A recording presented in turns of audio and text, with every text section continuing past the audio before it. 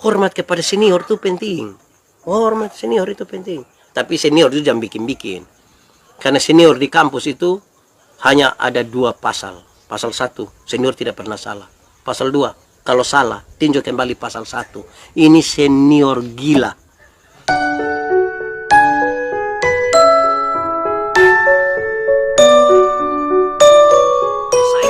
Kita untuk merenungkan 1-2 hal, untuk kita lihat bahwa ternyata memang beberapa hal ini penting dalam sebuah pertobatan. Saya ingin sampaikan kepada kita, jangan biarkan diri kita didakwa terus oleh iblis. Kalau kita bertobat pasti kamu jatuh lagi, bertobat pasti jatuh. Jangan biarkan iblis menguasai kita dengan pikiran-pikiran seperti itu. Jangan. Kita berkuasa untuk itu. Yang kita percaya Tuhan mampu untuk menolong kita di situ.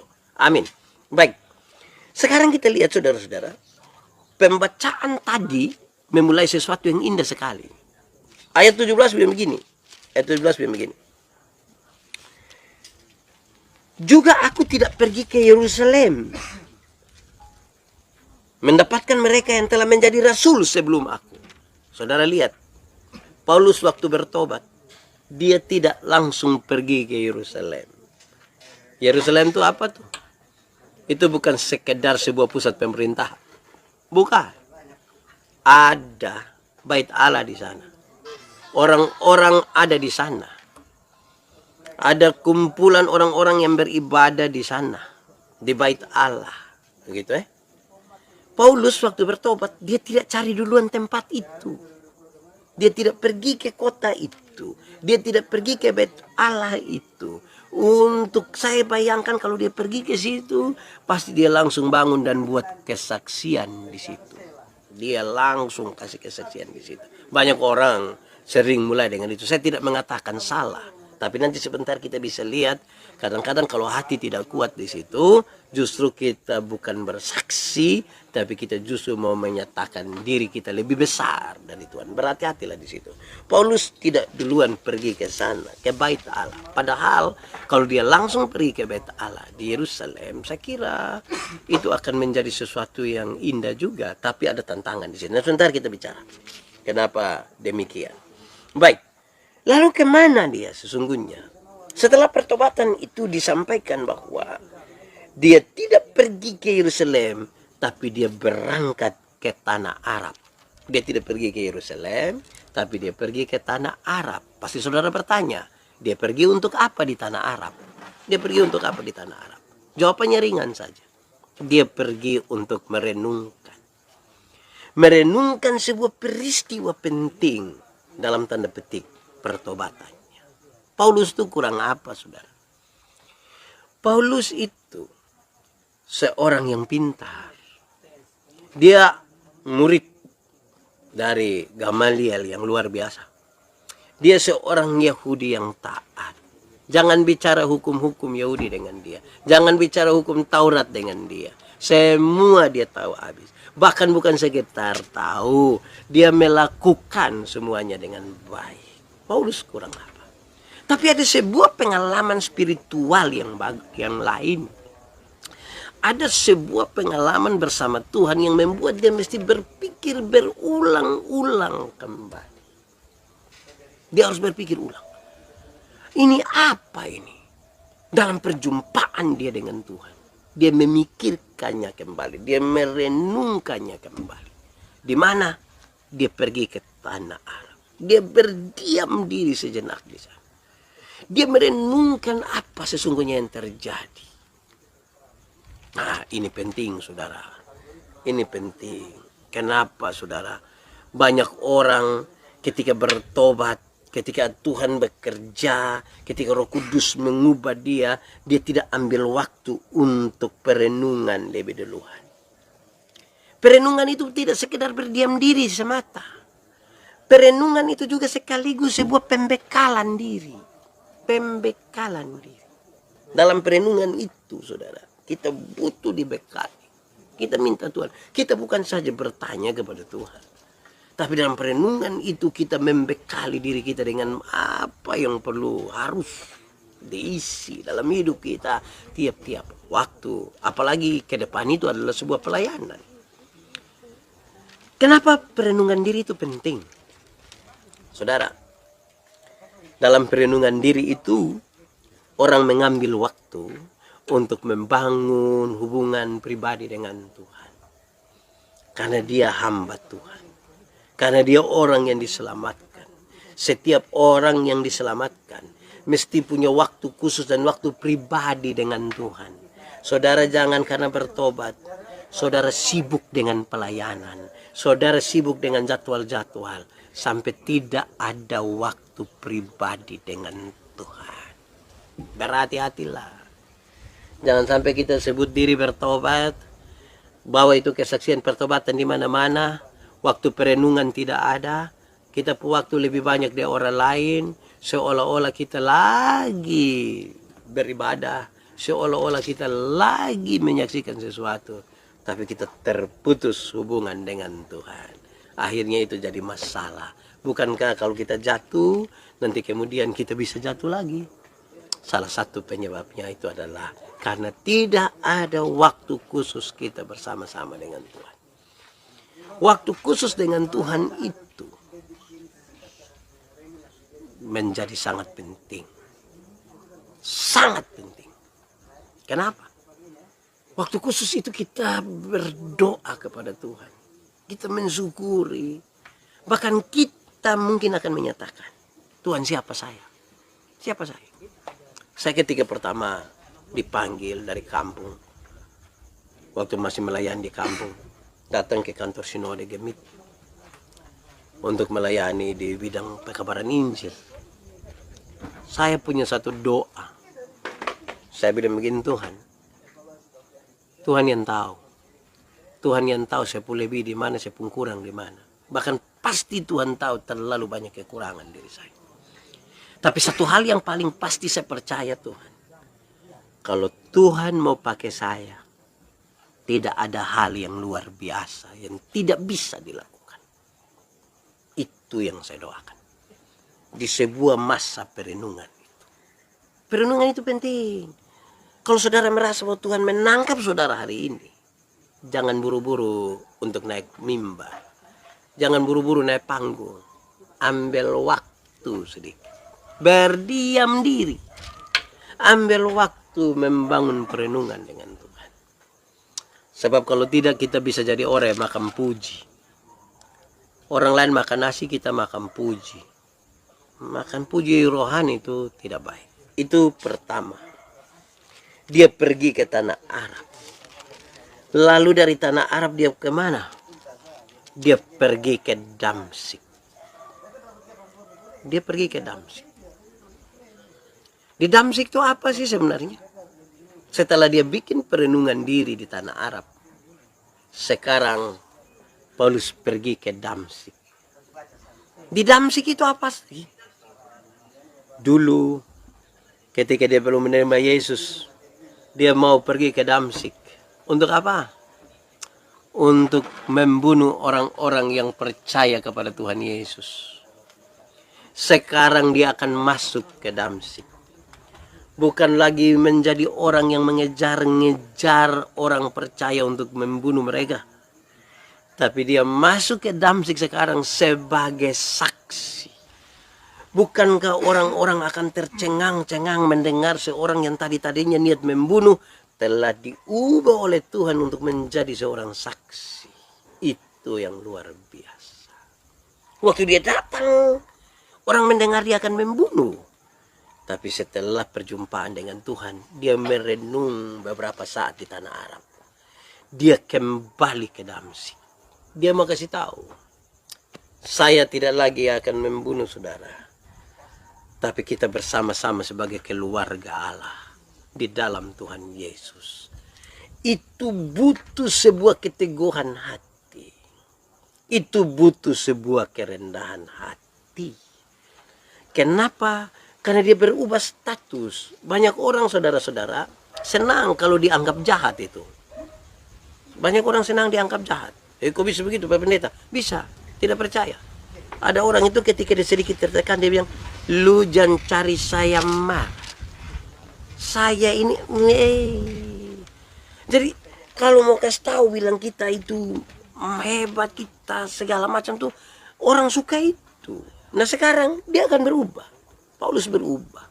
Dari yang tadi persiapan untuk membunuh, dia sekarang datang untuk memberkati. Sudah dua tempat. Pertama dia pergi ke tempat untuk perenungan. Yang kedua, dengan berani sekali dia masuk ke satu tempat yang tadinya tujuan untuk menghancurkan orang-orang percaya di situ. Sekarang dia berubah. Dia menjadi seorang saksi. Saya kira banyak orang akan tidak percaya hal itu. Bukankah itu yang saudara alami? Saya percaya bahwa yang mengikuti ibadah ini, mungkin dia juga orang yang ketika dia bertobat dulu orang tidak percaya. Bahkan orang bilang begini, dia sudah bertobat, nanti kita lihat kapan dia jatuh kembali. Mungkin orang bilang begitu. Sekarang, ketika Paulus masuk ke Damsyik, ada banyak pertanyaan muncul di situ. Jangan-jangan dia umpan-umpan saya.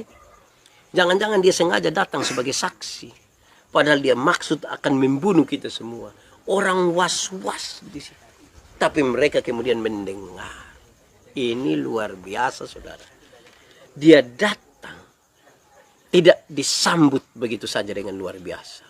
Tapi dia membawa sejumlah hal yang membuat orang-orang Kristen di Damsyik itu berpikir kembali. Ini orang siapa dia? Masa lalunya itu sangat kuat sebagai seorang pembunuh. Tapi sekarang dia mau untuk pikiran-pikiran tentang dia yang pembunuh itu dihilangkan semua. Sekarang dia hadir sebagai seorang yang memberkati. Saudara dengar Paulus waktu masuk di situ. Paulus waktu masuk di Damsyik, dia hanya berbicara tentang bagaimana dia memberkati. Dia memberkati. Itu yang luar biasa. Ada orang kalau bersaksi dia bilang, dulu yang tukang pencuri ini, dulu yang tukang perampok ini, dulu yang tukang judi ini. Jadi dia cerita dia pun dulu semua. Akhirnya ketika dia bertobat juga orang bilang, lihat itu tukang pencuri itu. Karena dia lebih banyak bercerita tentang dirinya. Nah, saudara, itu tempat kedua. Dan sebentar kita simpulkan. Nanti sebentar kita simpulkan. Yang ketiga, saudara-saudara. Jadi setelah dari tanah Arab, dia pergi ke Damsyik. Lalu 3 tahun di Damsyik, dia pergi ke Yerusalem. Dia pergi ke Yerusalem. Memang pembacaan situ bilang begini. Untuk berjumpa dengan Kefas, Petrus. Menumpang di rumahnya itu 15 hari. Dia tidak berjumpa siapa-siapa kecuali dengan Yakobus, saudara Tuhan Yesus. Ini sebuah keterangan yang menarik, saudara. Kenapa keterangan ini menarik? Karena dia kembali ke Yerusalem ini 2 hal saya ingin sampaikan ya berkaitan dengan ini, saudara. Waktu dia pergi ke Yerusalem, ini dia akan pergi untuk mendapat hinaan. Dia akan berjumpa dengan orang-orang yang kenal dia sebagai orang yang sangat giat dulu mau pergi dari tempat ini untuk pergi bunuh orang yang percaya kepada Tuhan Yesus. Dan sekarang dia akan kembali. Dia akan berjumpa dengan hinaan demi hinaan. Dia akan berjumpa dengan banyak sekali pertanyaan. Dia berjumpa dengan banyak sekali percakapan sekaligus argumentasi yang jangan-jangan bisa mengganggu dia. Bisa mengganggu dia untuk dia berpikir ulang soal pertobatannya. Nah sekarang dia kembali ke tempat itu. Dia kembali ke tempat di mana tadinya dia giat sekali. Dia mau pergi dari situ untuk pergi dan membunuh orang. Membinasakan orang-orang yang percaya pada Tuhan. Sekarang dia kembali. Ini ibarat kita suruh seseorang pergi dan mengambil sesuatu di satu tempat dan dia pulang kosong. Kalau saudara menyuruh seseorang pergi ke satu tempat, lantas dia pulang kosong, apa sih yang saudara rasa? Saudara di Yerusalem, Paulus akan berjumpa dengan hal-hal itu. Itu bagian yang pertama. Ketika nanti dia dihina, dia diejek, dia nanti berjumpa dengan sejumlah argumentasi dari teman-teman lain yang punya visi penghancuran kepada orang-orang percaya. Itu hal pertama. Tapi hal kedua ini menarik. Dia pergi dan mencari rasul-rasul.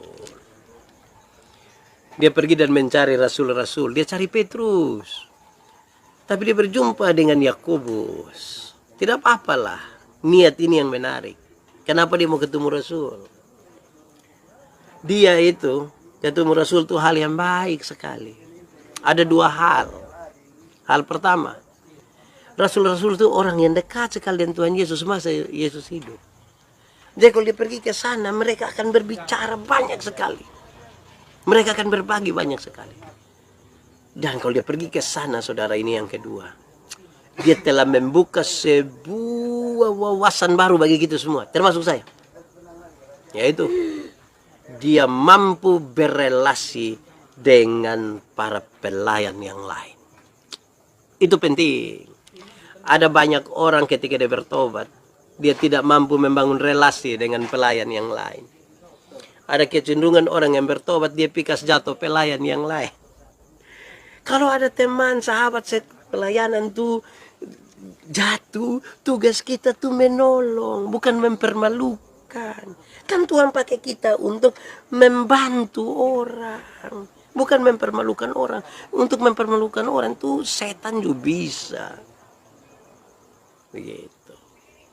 Saudara-saudara, luar biasa ya.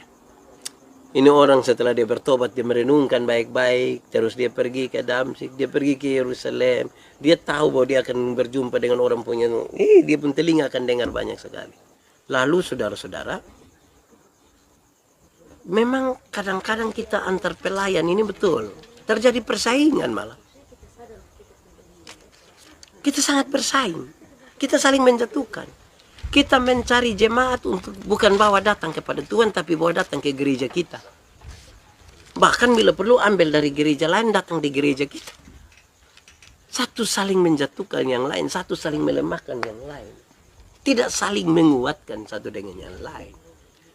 Saudara lihat, Yakobus mungkin dulu menjadi target, tapi sekarang mereka bersahabat. Dulu mereka bermusuhan, sekarang mereka bersahabat. Luar biasa. Beda dengan kita. Dulu waktu sekolah teologi kita bersahabat. Sekarang mulai nama ada sedikit, kita mulai bermusuhan. Itu lucu. Jadi dulu dong marah, sekarang dong bersahabat ketika jadi pelayan. Dulu kita sekolah kita bersahabat, sekarang jadi pelayan kita bermusuhan. Ada yang salah dalam kita hidup. Ada yang salah. Saudara-saudara, saya kira waktu perjumpaan dong pertama itu perjumpaan malu-malu itu. Paulus pasti bilang, kawan, saya Paulus. Terus pasti dong bilang, Yakobus bilang, woi Paulus, lu yang betul sah. Ada bawa parang kok. Yang sampai begitu, karena tiba-tiba orang yang marah dengan kita tak wujud datang di kita rumah, itu kita pikiran Bapak. Kita pikiran itu. Tapi saudara lihat sekarang, betapa penting. Mari kita bawa orang kepada Tuhan. Kita bersatu. Bapak Ibu, jemaat Tuhan semua, saya mau sampaikan. Iblis tahu kalau kita bersatu dia kalah. Itu iblis tahu itu. Maka kadang-kadang dia bisa pakai kita ini untuk kita tidak bersatu supaya dia menang. Tuhan berdoa, Tuhan Yesus berdoa untuk kita menjadi satu. Bicara tentang perjumpaan, bicara tentang kesatuan, bicara tentang hati yang bisa bersatu. Jangan Bapak, beda pendapat tuh biasa, beda doktrin tuh namanya doktrin, ada untuk memberi jawab terhadap persoalan pada waktunya. Tapi mari jangan sampai kita baku marah. Masa kok sama-sama berpikir yang baik, sama-sama berpikir pelayanan, kok sama-sama baku marah? Kita sebenarnya hamba Tuhan atau hamba apa itu? Ya saudara-saudara, mari kalau ada yang ngerasa tidak beres dengan sesama pelayan, mari kok berdoa baik-baik, ambil masa perenungan, pi tanah Arab, situ pindah pi Damsyik, terus pi ketemu dorang di Bait Allah, di Yerusalem, berjumpa, tapi jangan pergi sekarang. Papen bagaimana dengan orang yang bertobat setengah-setengah? Orang yang bertobat setengah-setengah itu bukan bertobat.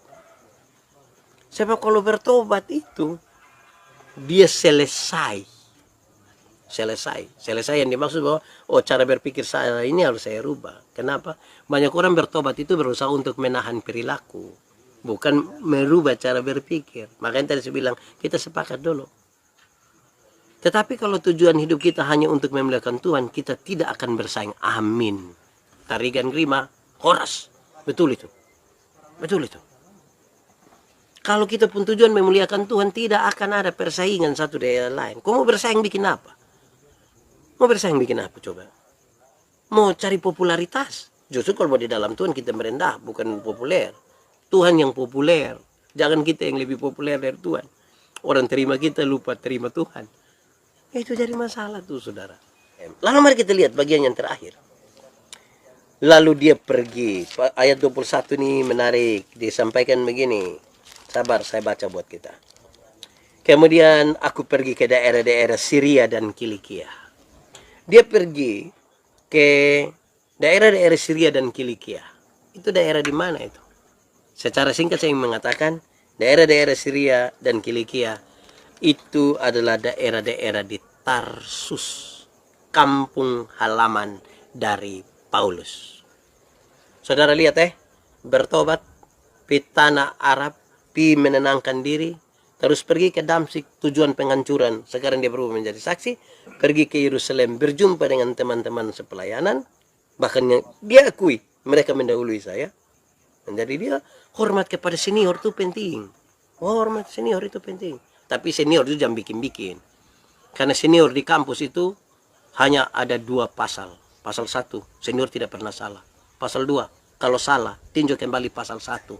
Ini senior gila. Dia pun nama itu, macam begitulah. Nah, karena itu dia hormat senior. Itu bagus. Nah, itu. Nah, sekarang dia pergi ke Tarsus, pergi ke tempat masa kecilnya. Dia akan bertemu dengan teman-teman masa kecilnya. Dia ketemu Nando. Dia ketemu Adi.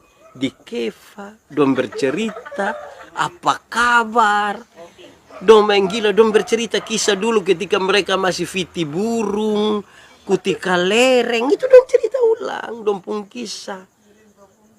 Aduh, itu memang luar biasa. Nah, saudara-saudara, pergi dan berjumpa sahabat-sahabat itu bahasa sahabat yang benar. Saya mau ajak saudara renungkan sekarang. Saudara pernah kembali ke kampung, ketemu dengan teman-teman masa kecil? Pernah toh? Nah, pertanyaan kedua. Lalu cerita apa saja? Kadang-kadang tanpa sadar kita temu teman masa lalu tuh, kita cerita kita pun gila-gila sah. Cerita gila dulu, cerita makan puji, sombong, bilang saya itu kalau pi Kupang tanya saja, tanya. Dan lain sebagainya. Itu sombong itu. Kadang-kadang kita asik bercerita sampai lupa untuk menjadi saksi. Mari kita jujur.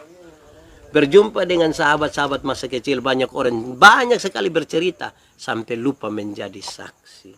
Saudara ini penceramah atau saksi? Saudara itu bercerita jubir atau saksi? Saudara itu harus sadar betul, kita saksi. Orang saksi itu bukan pembela.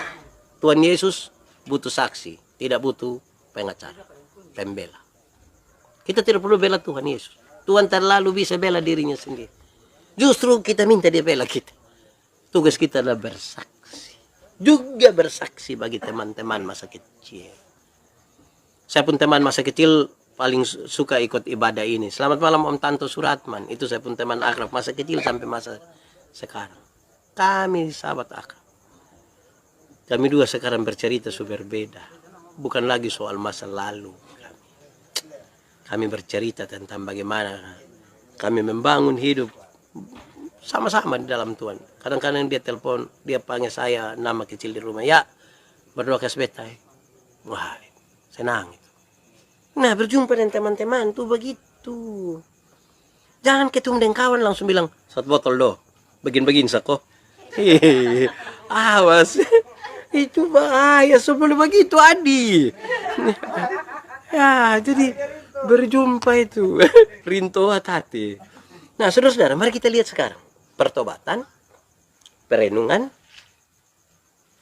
saksi, perjumpaan dengan sesama pelayan, dan perjumpaan dengan masa lalu. Woi saudara, saya ketika pertama jadi pendeta, berkhotbah sekitar 25 kali dulu baru bisa kembali berkhotbah di muka orang tua yang saya pun bapak kandung, mama kandung sendiri. Kenapa? Mereka tahu saya dari ujung kaki sampai ujung kepala. Mereka besarkan saya dari kecil-kecil sampai saya sudah besar. Sekarang sanggupkah saya akan berdiri dan bilang, hei, dengar yang saya bicara. Dengar. Tidak gampang.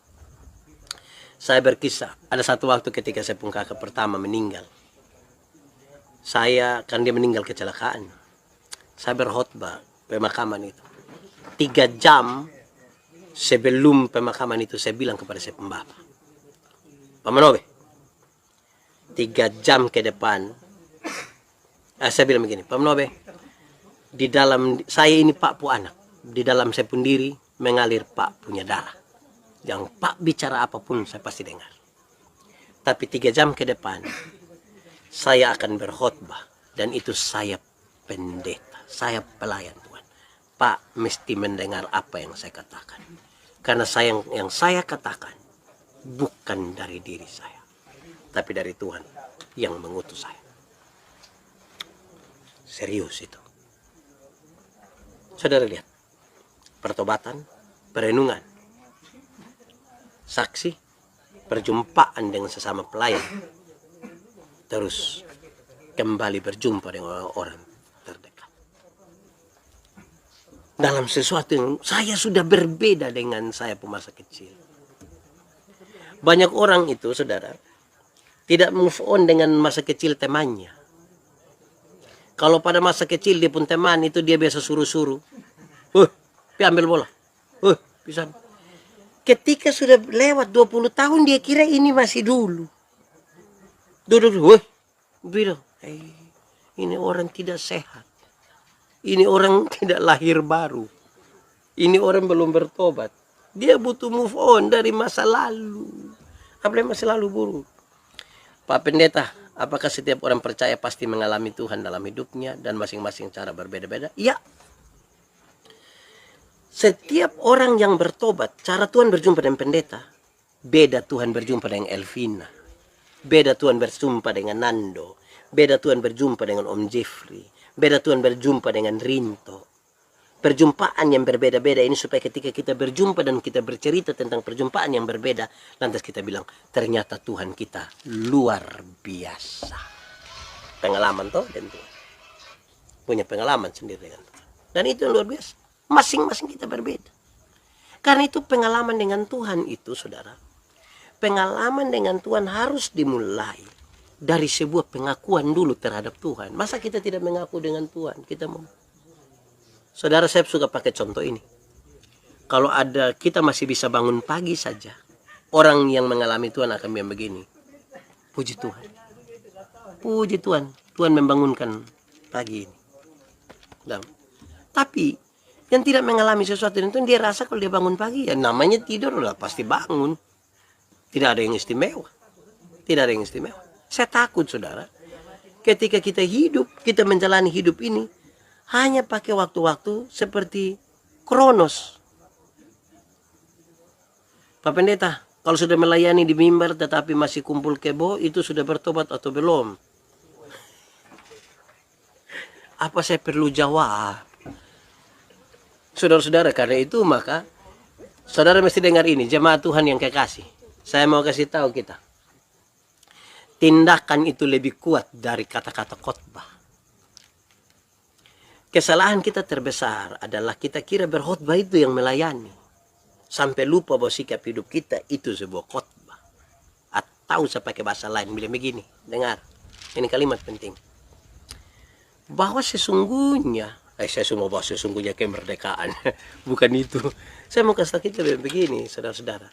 Saya mendampingi teman-teman pendeta, adik-adik pendeta baru yang mau ditabiskan. Saya kasih tahu orang yang begini, dengar. Khotbah yang baik itu hanya sebagian kecil dalam kehidupan pelayanan. Khotbah yang baik itu sebagian kecil dari kehidupan pelayanan. Karena yang lebih besar dari semua itu adalah tindakan hidupmu. Itu khotbah. Makanya orang kalau saya ajar ilmu homiletika, ilmu berkhotbah, orang tanya saya, Pak Pendeta, khotbah yang baik itu yang mana? Saya lupa maksud. Khotbah yang baik itu tulis atau tidak tulis, berapi-api atau berair-air. Saya bilang khotbah yang baik itu bukan soal tulis atau tidak tulis, bukan soal berapi-api atau berair-air. Khotbah yang baik ialah omong mana, nah bikin begitu. Jangan omong lain, bikin lain. Ya saudara lihat, kadang-kadang kita kagum kepada pendeta yang berkhotbah baik. Kita tidak lihat dia punya kehidupan. Nah itu saya kira masalah di situ. Karena itu saudara-saudara, kita semua butuh dalam persiapan khotbah itu bukan sekedar persiapan kata-kata, tapi persiapan diri sebagai saluran yang kepada jemaat Tuhan ingin menyalurkan berkat-berkatnya. Kita mesti menjadi saluran yang berkenan. Karena itu kita butuh terus mencari kelemahan, kekurangan kita di mana. Bungkus, tutup.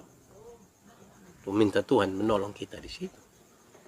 Nah ini penting tuh buat kita saudara.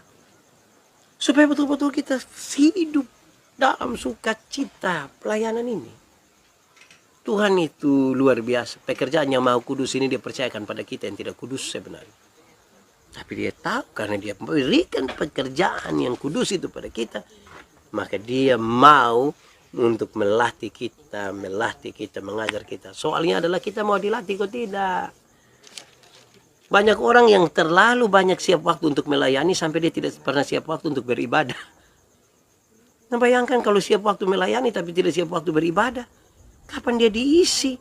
Apalagi kalau dia tidak punya waktu pribadi dengan Tuhan.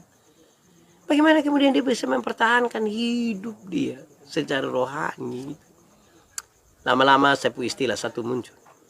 Dia menjadi aktivis rohani. Jadwal padat, segala macam barang banyak, tapi dia tidak terikat dengan Tuhan.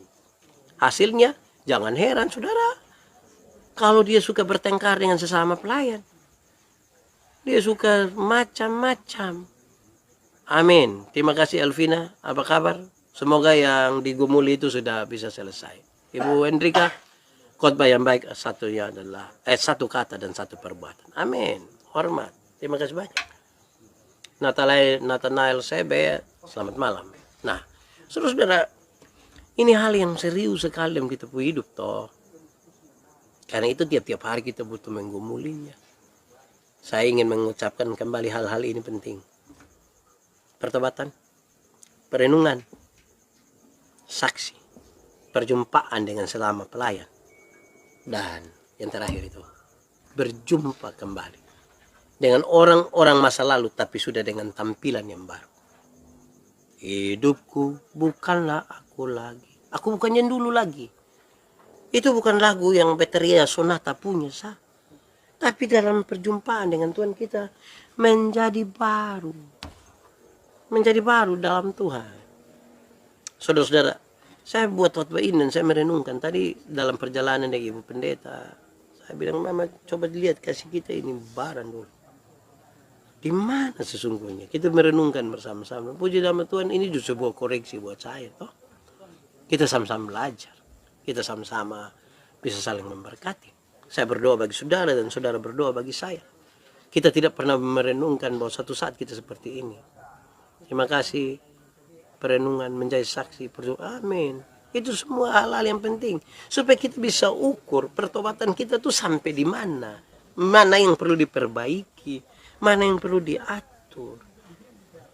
Kadang-kadang kita bilang Anda belum bertobat sungguh-sungguh, tapi kita tidak memberi penjelasan apa itu pertobatan yang sungguh-sungguh. Akhirnya orang kelihatan tidak menahan tindakan, tapi tidak merubah cara berpikirnya. Dan itu yang jadi masalah. Mama Pendeta Desi Effendi, terima kasih banyak bergabung. Saya berterima kasih juga karena sudah ada kesempatan pelayanan seperti tadi malam. Tuhan memberkati, sukses dalam pelayanan. Itu hal yang indah. Bertobat jalan menuju kebenaran. Memang pertobatan itu penting saudara. Perjumpaan dengan Tuhan itu.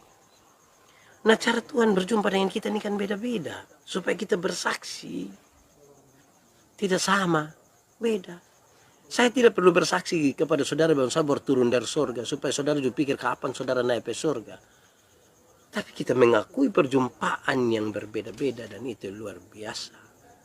Ya, saudara-saudara, mari kita belajar bahwa memang ada hal-hal di mana kita tidak boleh menjauhkan diri dari hal-hal ini. Karena apa? Kan Tuhan memanggil kita. Kalau Tuhan panggil kita tuh dia ada maksud, ada tujuan Tuhan. Jangan kita geser tujuan Tuhan menjadi tujuan kita. Jangan begitu. Tidak sehat. Tujuan Tuhan itu yang kita bertanya terus, Tuhan mau apa? Itu ada dalam bagian perenungan. Perenungan itu menjadi bagian tiap-tiap waktu. Apa sih maksud Tuhan dalam hidup saya? Apa sih? Kenapa? Dan itu menjadi istimewa, itu menjadi baik bagi kita semua. Memang kadang-kadang begitu. Kalau kita sudah bertobat kan orang suka bilang, kamu kan baru. Kita kan dianggap tidak punya apa-apa. Lantas saudara jangan langsung marah. Memang kok kita baru. Terima dulu. Terus bergumul, Tuhan itu bantu kita untuk banyak. Tidak usah ragu. Tidak usah ragu. Tuhan itu yang punya pekerjaan ini. Dia pasti mampu untuk melakukannya sendiri, tapi kemudian dia memanggil saya dan saudara. Itu penghormatan buat kita. Dapat penghormatan dari gubernur, saya kita bangga. Ini penghormatan dari Tuhan yang mempunyai ini hidup ini. Yang kalau dia bilang selesai. Kalau dia bilang fatukoa. Fatukoa itu tempat pemakaman, yang belum tahu. Nah itu, karena itu indah sekali kalau kita bersama-sama dengan Tuhan. Mari renungkanlah pertobatan kita, saudara. Kita renungkan sejumlah hal ini dan biar itu menjadi indah buat kita semua. Tuhan menolong, Tuhan memberkati kita semua supaya semakin hari kita lebih lagi dalam Tuhan. Kita tidak menjadi yang inti, tapi Tuhan yang menjadi inti. Kita bawa orang bukan kepada kita, bukan kepada gereja kita, tapi kita bawa orang datang kepada Tuhan. Jangan sampai kita bawa orang lebih kepada kita, sampai orang suka kita, sampai lupa suka Tuhan. Itu juga jadi masalah. Akhirnya kita saling menghakimi, kita saling menjatuhkan, kita saling menghina, padahal sama-sama pelayan, sama-sama pendeta, sama-sama disebut orang-orang yang diselamatkan. Diselamatkan bagaimana kok kita sampai suka menghina? Nah itu jadi masalah. Terima kasih banyak. Semoga saudara diberkati hari ini. Kita sama-sama berdoa besok kita bisa lebih interaktif lewat Zoom. Tetap di siaran live di grup teman pendeta Yandi tetap dijalankan, tapi kita juga pakai Zoom. Jadi besok ada 2 kamera tetap kita pakai. Tuhan pasti menolong kita untuk tetap bisa berjalan dalam pelayanan ini dengan sukacita. Senang sekali. Semula acara ini hanya 5 menit, 7 menit. Tapi kemudian teman-teman menyiapkan acara yang luar biasa ini dan saya senang. Tuhan memberkati kita.